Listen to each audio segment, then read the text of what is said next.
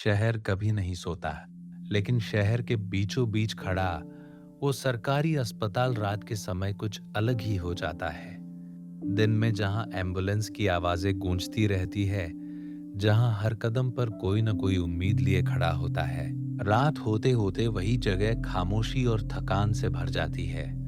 और उसी खामोशी के बीच हर रात ठीक 9 बजे एक आदमी आकर बैठ जाता था। ना उसके हाथ में कटोरा होता, ना कोई तख्ती, ना किसी से कोई उम्मीद। वो बस जमीन पर बैठता, सिर झुकाता, आंखें बंद करता और दोनों हाथ जोड़कर कुछ बुदबुदाने लगता। अगर कोई पास से गुजरता तो बस एक ही शब्द सुनाई देता, माफ कर देना। लोगों ने उसे कई नाम दे दिए थे। कोई उसे बादल कहता, कोई नाटकबाज, तो कोई बोझ। सिक्योरिटी गार्ड ने कई बार उसे भगाने की कोशिश की। अस्पताल है, ये मंदिर नहीं, वो चिल्लाता, लेकिन आदमी कभी बहस नहीं करता। वो उठता, थोड़ा दूर जाकर फिर उसी तरह बैठ जाता, जैसे उसे खुद को सजा देने की आदत हो। अस्पताल में नर्स के तौर पर काम करने वाली कविता उसे रोज देखती थी। कविता नई नहीं थी इस जगह पर। उसने यहाँ जन्म लेते बच्चे देखे थे और टूटते, माँ बाप भी। वो जानती थी कि अस्पताल सिर्फ इलाज की जगह नहीं होते, ये उम्मीद और अपराध बोध दोनों का घर होते हैं। लेकिन वो आदमी कुछ अलग था। उसकी आंखों में कोई पागलपन नहीं था, ना ही भीख मांगने वाली मजबूरी, बस एक गहरी लगातार रहने वाली शर्मा। एक रात तेज बारिश हो रही थी। लोग दौड़कर अंदर घुस रहे थे। सिक्योरिटी गार्ड छत के नीचे खड़ा था, लेकिन वो आदमी वहीं बैठा रहा। बारिश उसकी पीठ भिगोती रही, कपड़े चिपकते रहे, लेकिन उसने आंखें नहीं खोली। कविता से रहा नहीं गया। वो छाता लेके बाहर आई। आप बीमार पड़ जाएंगे, उसने धीरे से कहा। आदमी ने आंखें खोली। पहली बार कविता ने उसका चेहरा साफ देखा। उम्र करीब 50 के आसपास। चेहरे पर झुर्रियां नहीं, बल्कि थकान की गहरी लकीरें थी। ऐसी थकान जो नींद से नहीं जाती। उसने कुछ नहीं कहा, बस एक हल्की सी मुस्कान दी और फिर आंखें बंद कर ली। कविता का दिल अजीब सा हो गया। उस रात वो घर जाकर भी उस चेहरे को भूल नहीं पाई। कुछ हफ्तों बाद अस्पताल में अजीब चीजें होने लगी। गरीब मरीजों के बिल अचानक कम आने लगे। कुछ मामलों में पूरे बिल माफ हो जाते। ब्लड बैंक में अक्सर एक नाम दर्ज होता। फार्मेसी से कई लोगों को फ्री दवाइयां मिलने लगी।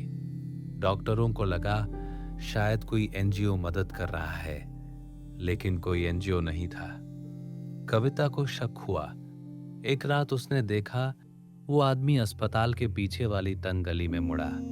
कविता ने फैसला कर लिया, आज वो सच्चाई जाने बिना नहीं रहेगी।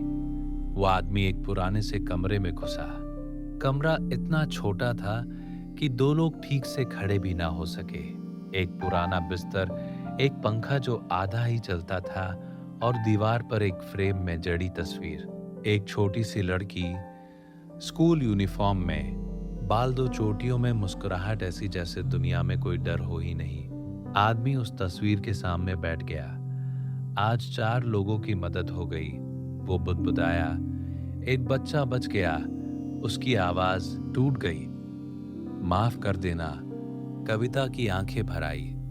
अगले दिन उसने सीधा सवाल किया, आप कौन हैं? आदमी ने पहले मना किया, फिर लंबी सांस ली।